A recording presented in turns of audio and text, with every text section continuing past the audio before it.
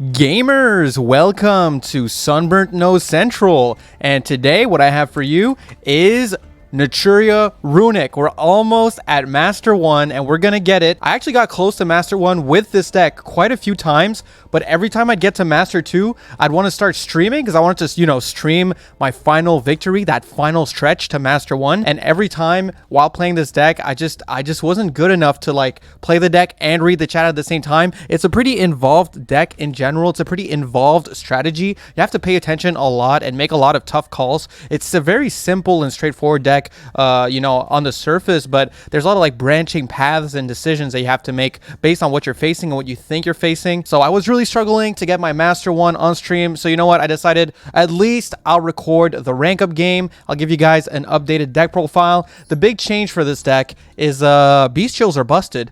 Bestials in this deck, you might think, wait, Bestials? But you don't run any lights or darks in your deck. Well, you kind of do.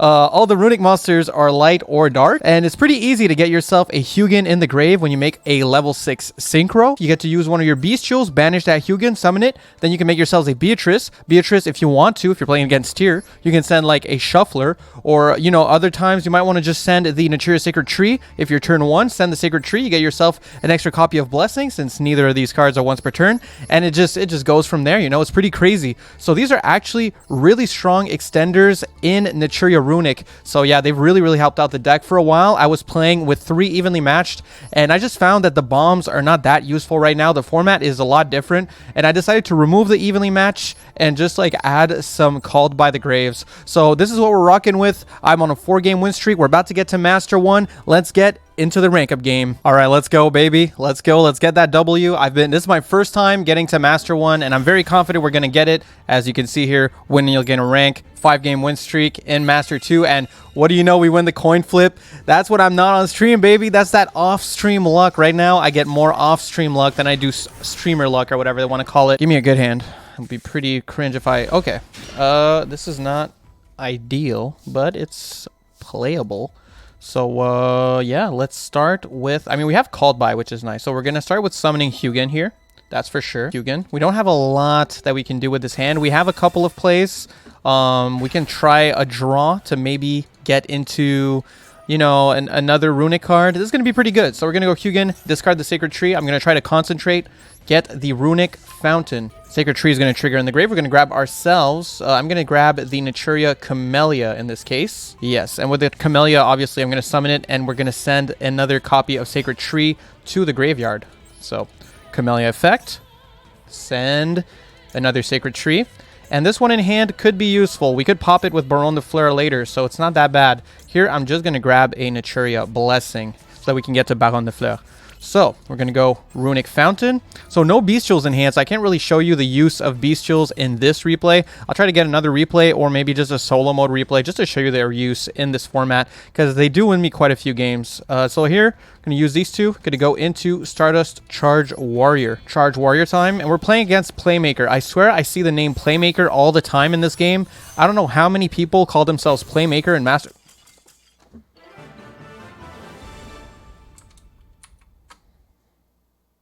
Well, thanks for watching the video. Bro, there's no way my opponent just scooped to Stardust Charge Warrior, dude. Yeah, so,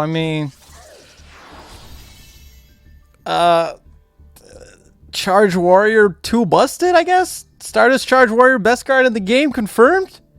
Master 1 rank Stardust Charge Warrior pass. Anyway, guys, don't worry. I'm gonna show you some of the Bestials use in the deck. This is fucking hilarious, dude. And don't sleep on the deck. This is still a 5-game win streak. It's not like I just got lucky on my rank up game. Like, it's a 5-game win streak. I won a bunch of games. I won against Steer, against Heroes for some reason. I won against a bunch of decks up here in Master 2. I'm just kind of confused. As a matter of fact, let me just show you the game before my rank up game, because this was a pretty interesting game. I was playing against Heroes, and my plays around what they were doing were pretty interesting. Now, to be fair, I did get kind of lucky at the start with the Maxi.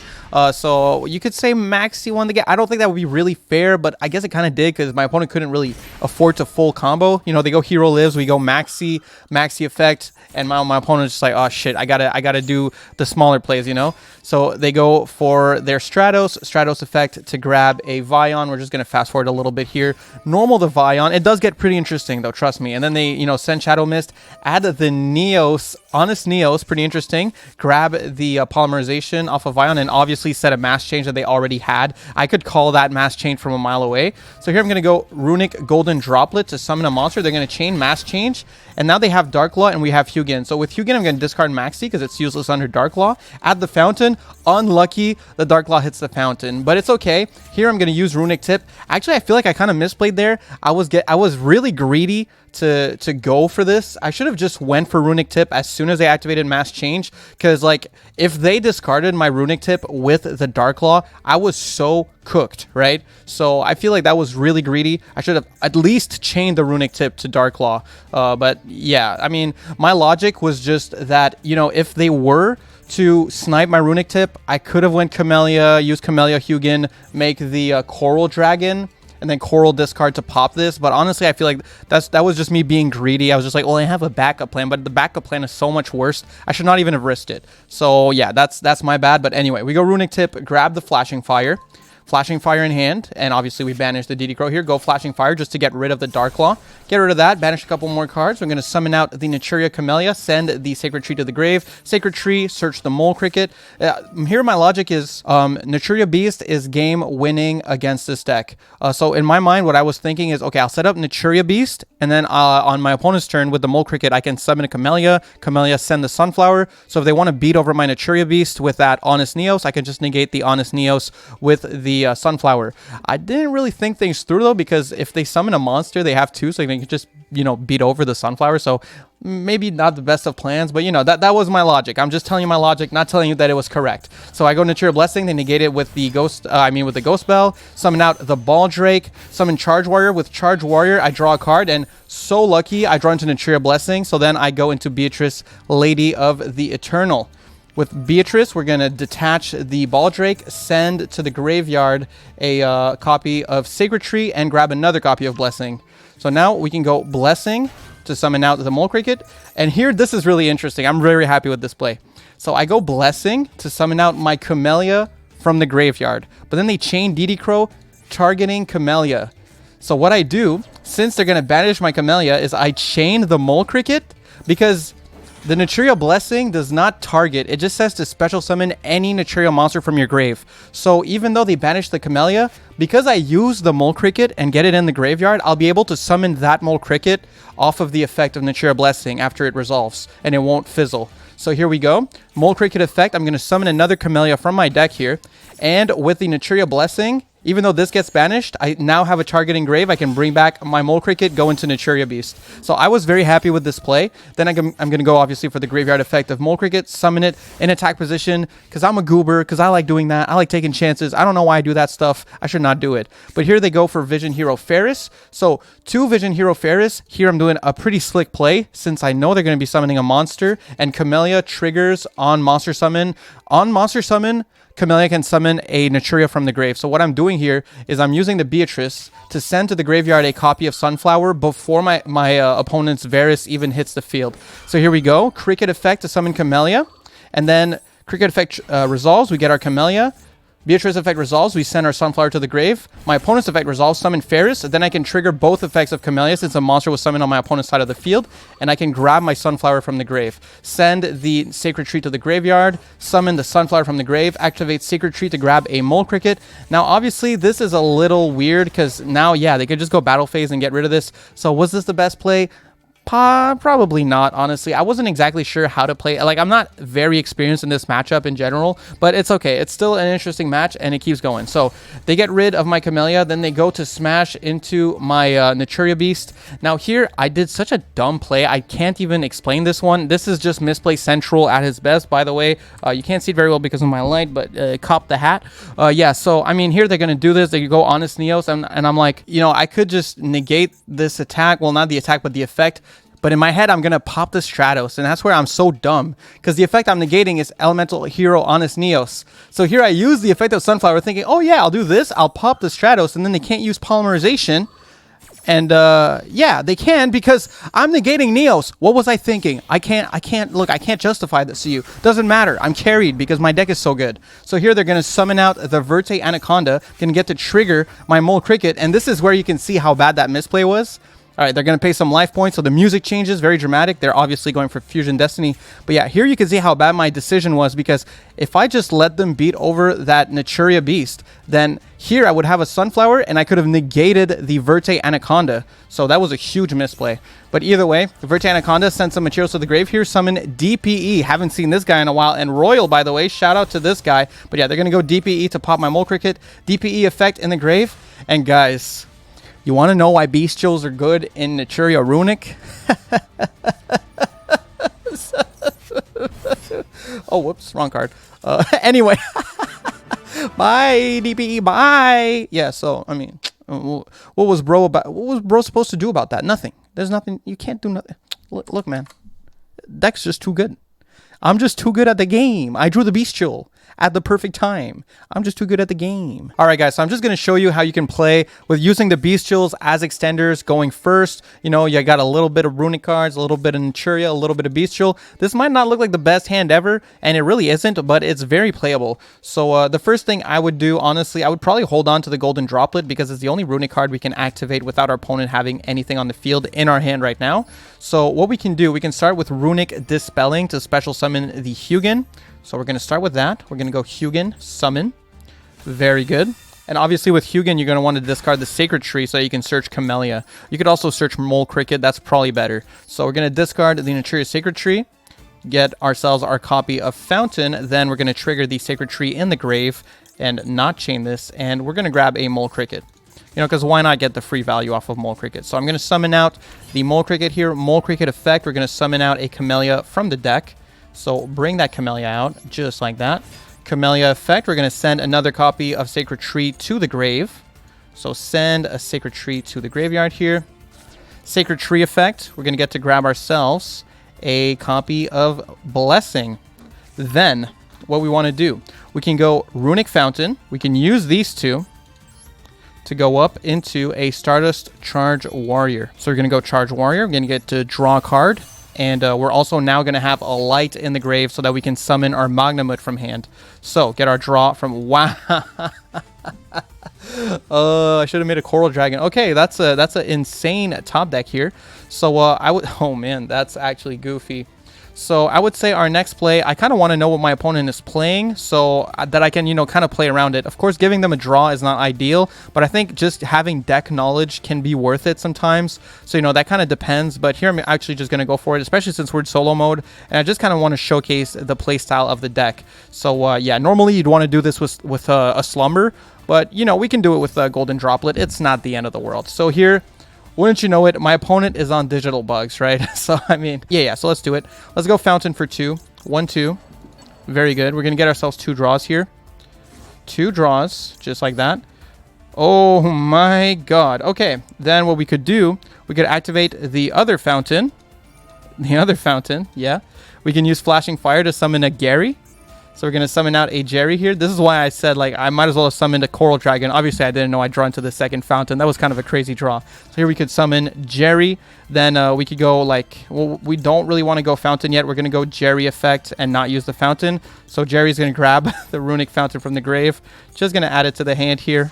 And, yeah, this is looking pretty wild. We can go Runic Slumber, targeting whichever monster you want, just to get some more draws and banish some more cards. Yeah, so now we go Runic Fountain, 1, 2, and there we go. We get to grab those back into our deck. Doesn't really matter the order right now. Draw some cards and get some more Bestial action going on here. Okay, so from here, I would probably start with a Magnamut banishing my Hugin from the grave. Very good. And there's so many things you can do with these Bestials. So here we're going to trigger the Magnamut, but there's so much stuff that you can actually do with the Bestials. Because, look, if I go like Naturia Blessing here, I can bring back my Camellia. She's a level 4 tuner. So with Camellia, you could make a level 10 Synchro using a Bestial or the Stardust Charge Warrior, depending on what you want to do. You could also use the Camellia to make a rank 4 with these two. So, you know, if you figure out that you're playing against tier, like if the deck knowledge that we got here was, oh, I'm playing against Tearlament, then with Camellia... as well as Jerry, you could just make an Abyss Dweller And then with these two, you could also just make a Beatrice and send a Shuffler. So, you know, I can't really show you like a end-all be-all combo because it really depends on what you're playing against. If I banish a couple cards from my opponent's deck and I see that they're playing Sprite, then I might want to build a board that's more so meant to deal with Sprite. So I might want to set up like a negate, you know, like a Baron de Fleur, which is pretty easy to do in this deck. You know, so it really depends. Also against Sprite, I'd say the Runic cards are really your best option. Like they're your best tool against Sprites, I would say. Like Flashing Fire is not the best card in this deck, you know, like it's not the best Runic card, but against Sprite, Flashing Fire is actually really, really strong. You know, because as soon as they get into their first Link 2 or something like that, you can just use it, get rid of their stuff. Baguska is kind of useless against this deck. So, you know, it really depends on what you're playing against or what you want to do. So in this case, I'll just assume I'm playing against Tearlament. So we'll say they're playing Tearlament. So I'm like, oh, okay, Tearlament, that's fine. We're going to go Naturia Blessing, Special Summon an Naturia Monster from the grave. I'm going to grab a Camellia. So summon out the Camellia here. Now, you could ball a little bit if you wanted to. If you're feeling confident with just a Shuffler, you could use these two to go into a Dugares, draw 2, discard 1. You would discard a Shuffler. So, you know, like, that could be a pretty good play around Tearlament if you want to be a little more ballsy, you know. So, you know what? I'm going to do that. We're going to ball a little bit. So, let's say we grab these two, and we just make ourselves a Dugares here. If I was playing against Despia, I might have wanted to make a Baguska. You never know. Like, it depends on the deck, right? So, yeah, skip our next draw phase and draw 2. We'll detach these two. Of course, draw 2, and then we get to discard our Shuffler. So now we have a Shuffler in the grave. That's crazy. Plus we have BYSTIAL, right? So that's insane. And now we have a Freezing Curses and a Flashing Fire. So this is really good against Sprite. So just getting to draw into these cards. If you're playing against Sprite, you might have wanted to go for this play as well. Against Tearlament, it's like we have a Shuffler and a BYSTIAL. Like, this is crazy against Tearlament.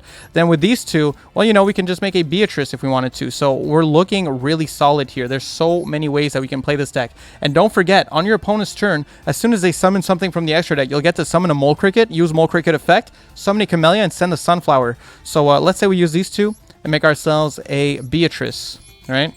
So we'll make a Beatrice here. And you can extend your combo even more, actually, because you can go Beatrice on turn 1. Beatrice, you can detach whichever, doesn't really matter here. We can detach a BYSTIAL, but if you want to play around BYSTIALs, you can actually detach something else so that your opponent doesn't have a Dark to target. In this case, they would anyway because of the Jerry, but I'm just talking like, you know, situationally, it might be smart sometimes to just detach the Synchro monster in case your opponent might have BYSTIALs as well, because your Synchros are not dark. So here we go. We can send to our grave a copy of Sacred Tree with the Beatrice, and the Sacred Tree is going to trigger, of course. We're going to go grab ourselves another copy of the Blessing. This is really good because on our opponent's turn, we can guarantee that we have access to that Sunflower to get those 2 monster negates. So at this point, it's just looking kind of insane, right? We have a BYSTIAL, we have Maxi, like the other Runic Fountain for later. We have some Shufflers in the grave. So like we're equipped to deal with Sprite. We're equipped to pretty much deal with Despia. If it's Despia, although like normally if it's Despia, you just make Naturia Beast, to be honest. Like Naturia Beast just kind of like makes them scoop. So it really depends on the matchup. That's why I'm saying like it's kind of hard to go in solo mode for this deck, but I still think this is a pretty good overview. So we'll pass turn just to show you like the interaction with the Camellia here. So passing turn, obviously we'll trigger our Magnamut here, grab ourselves a Baldrake. Very good. And we'll just turn this on in the draw phase. Yeah, in the draw phase, I'm going to go Naturia Blessing, and I'm going to summon my Camellia. So we can grab our Camellia from the grave. Very good. And Camellia effect, we're just going to send our Sunflower. So as soon as our opponent summons anything, we'll get to grab our Sunflower. And we have 2 monster negates on top of the Runic cards, on top of the Shuffler. You know, like it just goes and goes. It's crazy. So yeah, at this point, we're going to go to auto. Our opponent summons something, so we get to trigger our Camellia. They summoned a Galaxy Worm. When it's normal summoned, I mean, we don't really care about Galaxy Worm. I mean, playing against digital bugs here, but I'm just trying to give you an example. So summon out the Sunflower from the grave here. They get their Galaxy Worm effect. Very cool, bro. Very cool. With these two, they go into Giga Brilliant. They summon something from the extra deck so we can summon our Mole Cricket from the graveyard. This is so goofy, but I do kind of need my opponent's turn here to showcase some of the things this deck does. Summon a Core Badge. So from here, I mean, we don't really need to do anything. If we wanted to, I guess we could go Flashing Fire. This is a pretty good spot to go for it, right? So we'll just go Flashing Fire, pop this, banish a couple of cards. That means we won't get our battle phase next turn. Not really a big deal. Don't really need to get the draws yet. They're going to go Monster Reborn on our BYSTIAL. I'm going to use my shuffler here. Here we go. Hey, man, this solo mode digital bug player is really making sure I get to use all my options. And when you use a shuffler and you can afford it, it's a good idea to, you know, send back maybe one copy of Blessing and one copy of the Trap. So you can send the Trap later in your turn, in like your next turn or something, and grab another copy of Blessing in the game, you know? So shuffle a couple of those cards away so they don't get to summon it. And honestly, I feel like this CPU player should just scoop at this point. It would be BM for them not to scoop, right? I'm going to set a couple of cards. I mean, at this point, it's like, it's easy money. GG, thank you, right? We can go like Mole Cricket if we wanted to here. Why? I don't know. Like, we're just pressing buttons at this point. On my turn, the first thing I would probably do here, since they have some set cards, is probably just go into a Barkyon, you know? So make ourselves a Barkyon, since they have 2 set cards. Probably trap cards. And, you know, I'm not going to finish out this game because, I mean, obviously you guys know that I can beat a freaking CPU with this deck. But I'm just kind of showing you this deck has so many interesting interactions with the opponent's deck. So it's just such a cool, versatile strategy. I think it's really, really solid. And it was really my best bet at getting to Master 1 this format. So let's go to the card by card now. All right, so here we are for the card by card. Hopefully this was a thorough enough kind of showcase of the deck. I really wanted to show you in that solo mode game, just like as many options as possible. It's kind of hard to cover everything because, like I said, with this deck, it's branching paths. There's so many ways that you can play this deck and different plays that you want to do depending on the situation. So, yeah, I mean, hopefully my nose wasn't too distracting this video. Anyway, for the card by card, obviously we're running 3 Mole Cricket, 1 Sunflower. It's not that much different from the last deck list other than some additions and some removals. So 3 Maxi, 1 of each Shuffler, 3 copies of Camellia. Naturally, we're playing 1 Magnamut, 1 Druisworm, and 3 Baldrake. These cards are just such good extenders in your combos. They're really so good in the deck,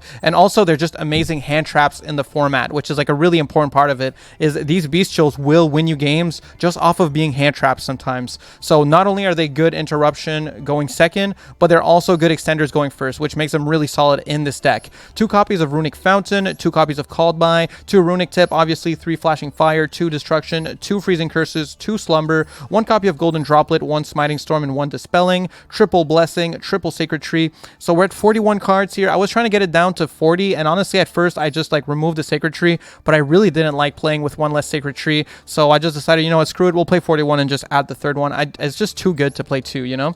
In the extra we have 2 copies of Hugin, 1 copy of Jerry, 1 Naturia Beast, 1 Barkyon. Barkyon is kind of niche. It's not very necessary all the time, but when it comes up it feels so good to have it. There's also some people playing stun and stuff like that, so it's so funny when they're playing stun and I'm able to set up a Barkyon and just kind of call it a day, you know. Like, it's just so good. We have obviously the Stardust Charge Warrior and the Coral Dragon. Coral Dragon, you can, you know, if you want to make a Jerry, you can use Jerry and Coral Dragon, since Coral Dragon's a tuner, and you can go into a level 10 synchro that way. So that's why Coral Dragon's really good in this deck. 1 copy of Omega. I like the access to a level 8 synchro. It comes up pretty often actually that you can make a level 8 synchro, like if you have a Jerry and a Camellia, for example. So I just like having the option, and Omega is a really good card. Also, Omega can give you infinite shufflers. I didn't really get to show it in this video, but basically with Omega, if you wait until your opponent's standby phase, you can bring back a shuffler from your banish pile to your graveyard. So every turn on your opponent's turn, you get to recycle your shufflers. So that's why I really, really like Omega. We also have a Baron, obviously, the Chengying, the Abyss Dweller, 1 copy of Baguska, 1 copy of Dugares. This card is so good in this deck. Absolutely a must play. The gamble is oftentimes worth it. Losing a draw phase is not that big a deal in a deck that draws as much as Runic, so not a big deal. 1 copy of Beatrice. Again, I love this card. I think this card is super solid in this deck. You can use it as a way to extend combos by sending the Trap and sending a Shuffler. It's absolutely a must play. And the 1 Donner Dagger for Hire. Don't sleep on this card. 1, it's good removal. It's pretty generic, and 2, it's a way to free up your extra monster zone, right? Because you can use 1 of your Runic monsters and another monster on the field to make a Donner, and then use it as removal, and it tributes itself, so it clears up your extra monster zone so that you can summon another Runic monster to the extra monster zone. So like Donner, don't sleep on this card. Absolutely a must play. But anyway, that's a deck list. I hope you guys enjoyed the video. Thank you so much. Make sure to like the video if you did enjoy it. It helps my channel tremendously, and it takes really no effort. So, you know, don't be an NPC, don't be a bot. Just hit that like. Huge shout out to my Ultimate Conductor tier members. That will be Raptor, Bongerman for 20, Dad Dude Joey, B-Dubs, Hit or Miss JT, JQ the King, and also huge shout out to Coots McG. That guy has been carrying the streams. So yeah, speaking of which, make sure to check out the streams if you have the chance. Link to the Twitch and the Kick in the description. Might be doing a little bit of a switch, so we'll see. But yeah, that's it for me. All right, guys. Peace.